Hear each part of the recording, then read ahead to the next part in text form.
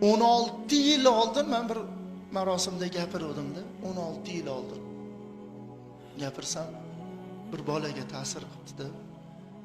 Marg'ilonda tug'ilib, Marg'ilonda katta bo'lib, Farg'onada uy-joy qilib, uylanib, bola chaqa bilan o'sha yerda qolib ketgan. Shu bola 16 yil onasi bilan birga nonushta qildi-da, Farg'onadan Marg'ilonga tushib. Oson bas. Gapirish oson xolos. O'rganib toppan deydi. Kunda ertalab bomdodda o'qiyman. Bitta no'xat olaman, bitta yaxshi ko'radigan bo'lichkalar bor, bo'lichkani olaman. Smetana yo qaymoq olib kelaman. Billa maza qilib nonushta qilamiz dedi. Ortiqcha narsa emas dedi. Onam ham dedi, bitta narsani yeb ko'rsalar, tishlag'icha olib qo'yadilar, o'g'lim. Shu narsa shirin ekan, sizga ham olib qo'ydim dedilar. Nevaralar, bolalar, farzandlar bor. Yo'q, ularga bas, menga. Har safar eshikdan kirib kelsam, ro'parada sochlariga oq tushgan, derazani qirg'og'idan qarab turgan bir chehrani ko'rar edim. Eshikni ochib kirishimga havo sovuq bo'lsin, issiq bo'lsin, derazani ochib, "Ha o'g'lim, keldingizmi?" derdilar. Kunda va telefon olib bergan edim. Kunda telefon qilaman. Onamning odatlari 2 gudoyda oladilar, 3 gudoyda ham olmaydilar. Chunki onajon, men ilha bo'laman. Qo'lingizda tursin deb qo'llarini metiga kashaloq qildirib bergandim, shetlarida turadi. Kunda peshinda o'qib telefon qilaman. Birinchi gapirgan gaplari "Ha o'g'lim" dedilar. Shu gapni eshitishim bilan ichim yorishib ketadi. Mazza qilaman dedi. Nonushta ertalab obedda telefon qilaman, ko'nglim xotirjam bo'ladi. 16 yil. Onam o'tishlaridan oldin bemor bo'lib qoldilar dedi. Qilmagan dori, obormagan doktor, kelmagan doktor ham qolmadi. Oxirgi holatga yaqinlashdilarda, de professorda olib kelsam, g'animat bo'lib qoptilar. Hech qanaqa narsani keragi yo'q. Oxirat kasali bu. Qarab ziyorat qilib to'yib oling, topolmaysiz, hidi tugul izini ham men yo'qotib qo'yganman. Kechqurun eshikni yopib yotib, yuragim bir jizzatadi ki, onam yo otam kelib qoladi degan. Xuddi qabrga olib borib qo'yib kelasiz, ularni safarga jo'natib yuborgandaqa sizga tuyular ekan. Kelib qoladi degan xavf bor deydi. Eshikda deydi, "O'shanaqa bir nima bilan o'ylar ekansiz" deb professor aytib, oldilarida turing, kelgan armon bo'lib qoladi. Alloh taolo onamga shunaqa bir holatni berdiki, o'lgunlarigacha gapirishlikni berdi-da deydi, o'lgunlaricha. Oyoq qo'lda nima ketib qoldi-yu, shu til gapiryapti.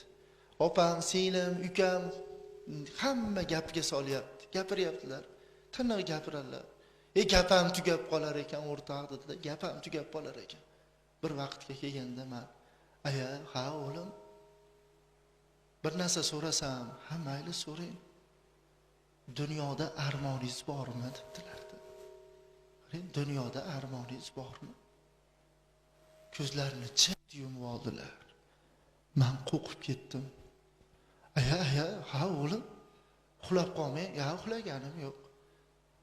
Men sizdan so'radim-da, armoningiz bormi?" Yig'lashni boshladilar. Ko'z yosh oqyapti. Durra ulgumayapti. Ro'molcha, durra. Yig'layapsiz-da.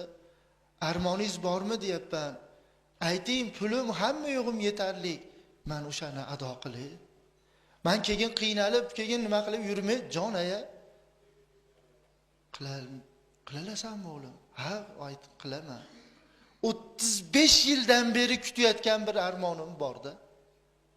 Shu armon qilalasizmi?" "Ha, qilalaman. Ayting." Yelkalari qimirlab yig'lashni boshladi. "Aya, nima yig'layapsiz? Ayting. O'g'lim 35 yildan beri meni qiynayotgan, 35 yildan beri meni kuttirgan bu armon bir marotaba sizni sog'indim aya degan bo'ldi, menga hech narsa kerak emas. İçimden bir o'kirlik keldi deyapti. Ne o'ylasam 35 yil, 38 ga kirgan bo'lsam, 3 yoshimgacha aya degan ekanman-da, sog'indim deb. Ayam aytdilar-da, o'g'lim, open, singling, ukang aytmagan bu so'zni, faqat siz aytgansiz-da o'g'lim. Shuning uchun men 35 yil kutdim, 16 yil birga nonushta qildik. Biror payt aytib qolarmikinsiz dedim. Telefon qilasiz. Shunda ham aya sog'indim deb aytarmikinsiz deb kutdim. Lekin aytmadingiz-da. Oxirgi nimamda bir ayting, shu menda armon bo'lib qolmasin debdilar-da. Degan ekanlar. Ichimdan bir o'kirlik keldi-da, oyoqlarini quchoqlab turib, "Jon aya, men sizni sog'indim" deyishimni bilaman. Ey Alloh, bir onayki dunyoga kelar ekan bir omad, baxt, fayz, rohat ko'rdim deydi. O'sha baxt, omad, rohat, fayz ko'rgan ayoldan men ming chandon rohat ko'rdimki, armonim endi qolmadi dedilar-da, la ilaha illalloh Muhammad rasululloh deb jon topshirdilar deydi. Ana yig'iri ko'ring. Shu so'za deyapti-da. U libos bas ekan, u taom bas ekan, bu imorat emas ekan. Bittagina shirin so'z ekan. U ham aya sizni sog'indim degan so'z ekanda. Shu so'zni biz qanchalik aytyapmiz? Marosimlar tugadi, hamma yo'q o'tdi. Ovqatning mazasi tuz ekan deydi. Ovqatga tuz solmasangiz maza bermas ekan. Har qancha qimmat narsa soling, har qancha ko'p masalliq soling, ovqatning mazasini tuz rostlar ekan. Uyning mazasi ota-ona ekan deydi. Otam o'tdilar yoshligimizda, bilmagan ekanmiz. Onam o'tgandan keyin uyning mazasi ketib qoldi deyapti-da. Uyga kirib maza qilmay qolar ekansiz. Oxtarar ekansiz. Topolmas ekansiz. Har kuni kelish odat ekan. Kelyapman deydi. Eshikni ochaman. Qaniydi bir marta ko'rsam edi uyda shu derazadan qarab turganlarini. Mayli edi gapirmasalar ham shu qarab. Ukamga oxir aytibman, "Uka, ha? Rasmlari bormi?" "Ha, bor." "Shu bitta rasmni shu derazaga yopishtirib qo'y. Shu kelganimda shu ko'ray." "Xo'p, bo'ladi aka." Ishga ketdim, obedda telefon qildim. Bo'ldi aka, yopishtirib qo'ydim. Ertasini kutyapman, qani tong otsa-da, tezroq tong otsa-yu men nonushtaga borsam-u, eshikni ochsam-u, mayli derazani ochmasinlar. Mayli har safar issiq sovuq qolmasdan derazani ochib, "Ha o'g'lim" deydigan ovoz kelmasin, lekin rasmni ko'rsam bo'ldi deb shunday mashinamda keldimda. Ichimda bir narsa, o'lgan, qabrga qo'yganmiz degan narsa bor-u, lekin onamni rasmlarini bo'lsa-da shu derazada ko'rsam deb eshikni shunday ochib qarasam, Alloh taolo rasmdan olib qo'yar ekan onani nimasini, siymosini deydi. Rasm ekan-da deydi. Keyin yig'ladim, dod deb yig'ladim. "Aka, nima yig'layapsiz?" deydi. "Uka" dedim, "men onamni boshqacha tasavvur qilardim" deydi.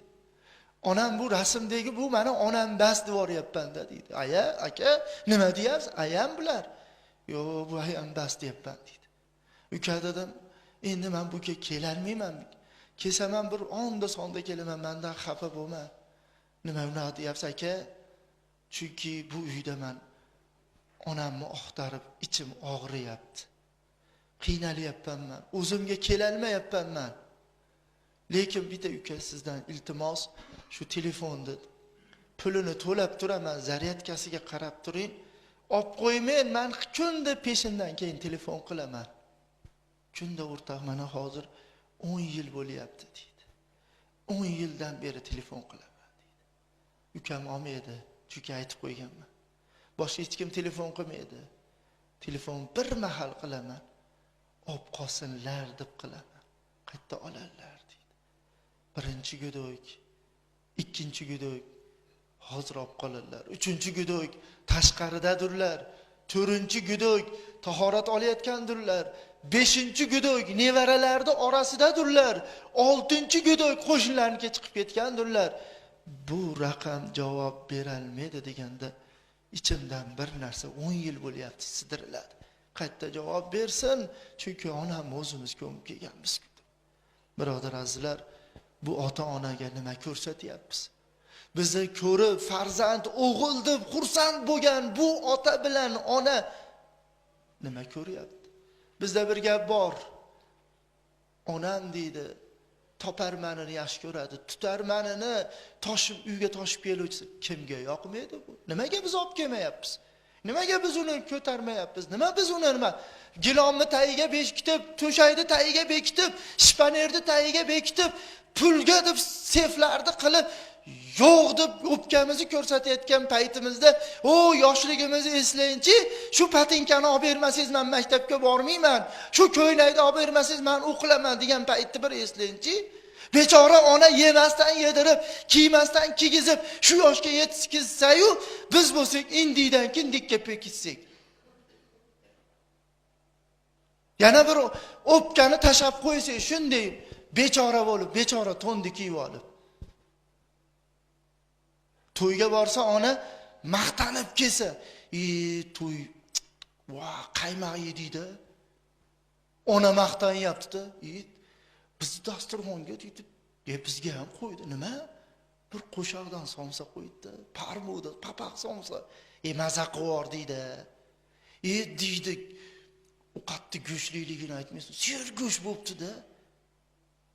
Bizdek polvonni ko'chada yurganda gursillab yuradigan, eng zo'r mashinani minib yuradigan, eng chiroyli liboslarni kiyib yuradigan o'g'ilni dunyoga keltirishga sabab bo'lgan ona shuna deb tursa-da, bir onamizni ichayotgan kosadagi ovqatiga bir qaraylikchi, qancha go'sht solar ekan. Bir boshmi bunday solatdi.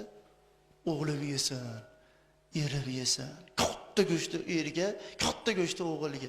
O'zicha bunday go'sht. Biror bir onamizni ko'rganmizmi? Bunday go'sht olib chaynayotganini. Bizdek o'g'ilni dunyoga keltirgan onani ko'rganmisiz bir nimani? Ko'rsatmaganimizdan keyin qayerdan ko'ramiz? Oshimiz bor 15 kunda, bir oyda. Qo'y go'sht, cho'ng'ura ko'rish. Oshjonga tegdi, ertalab ham osh, obedda ham osh, bo'ldi. Go'sht ham bosaylik. Hozir juda povurlarimiz ham usta bo'lib ketgan. Ashqovoq edi, big'iydi, kartishka qo'ydi hali biqin joyini qilib. Yana orasida do'lmalari bilan, tuxumlari bilan haligini yeb mazza qilamiz. Navbatimiz kelsa qilib beramiz. Vaholanki oshni yeganimizga 15 yil yo 16 yil bo'layotgan bo'lsa, onamiz qancha yedirdi? Kim ota-onasiga hech bo'lmasa yilda bir marta o'shanaqa chiroyli dasturxon solib yedirib qo'yishim kerak, yedirib yeganman-da degan biz bormi? O'rtalarimizning navbat kelsa qarzga olib bo'lsa ham qilamiz-da. Bir onadan so'rashgan ekan. Hali biz aytganimizdek, ona toparmanini yaxshi ko'radi deganimizdek, shu hasad borda ichimizda. Shu onadan so'raldi, qaysi farzandingizni yaxshi ko'rasiz?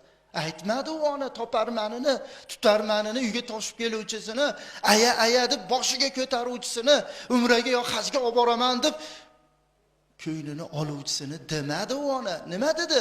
Qaysi farzandingizni yaxshi ko'rasiz? Kichkinasini katta bo'lganiga cho'r. Kasalini tuzalganiga cho'r. Safardagisini kelganiga cho'r. Hammasini o'lgunimga cho'r. Agar men o'lsam, farzandlarimdan birortasi vafot ozor topsa, tanam ozor topadi. Agar men o'lib turpoqqa xazm bo'lib ketsam, chirib aralashib ketsam, farzandlarimdan birortasi ozor topsa, turpog'im ozor topadidir degan ekan. Ana ona, hammamiz onamiz shunaqa bo'ladi. Alloh hammalarimizdan rozi bo'lsin. Bu aytilgan suhbatlarga avvalo aytuvchining qolaversa, eshituvchilarda amal qilishligini Alloh nasib qilsin. Hayotda turgan onalar bo'lsa g'animat bilib xizmatlarni qilib duolarini olishlikni Alloh nasib qilsin.